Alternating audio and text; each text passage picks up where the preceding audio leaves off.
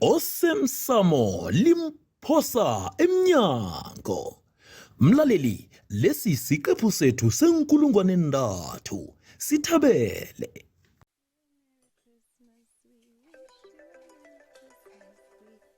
Hayi khona. Kubani lo ngidoselako? Izandla zami nazigcwele ihlama kangaka. Hayi abantu bayathwenya. Nguncema lo, hello. Ncema.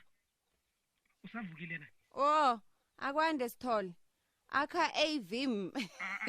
Uyathoma ke wena manje ikhulisa amahlaya. Ngikusiza ngani? Kazi thina abanye siyatanazela sibhaga amakuke la toplo wena Sithole. Silungiselela uChristmas. Hawa Ncema manje likhafula ibizwelo wena. Yazi yibona Ncema, ngiyajabula nina nithabela uChristmas nemndenini. Kodwa nalalelayo. Angene indabeni ngikudosele yona. Hayi wena vusa uhlala unendaba. Iza nazo zithini za namhlanje?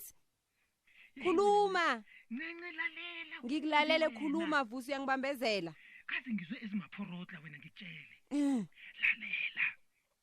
Bathu masalisu lele wena. Hayi wena vusa unamala. Ngiyakutshela. Emafia lokho. Ngiyakutshela. Wena uzizwe ngobani indaba ezingaka?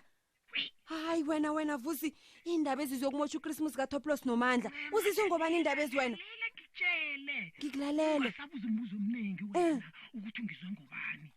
Bekuthi ungathola uphathi ibizo lami. Hayi mina. Yazi nawutshela abahalaba uyangizwana? Hayi. Sharp. Hello.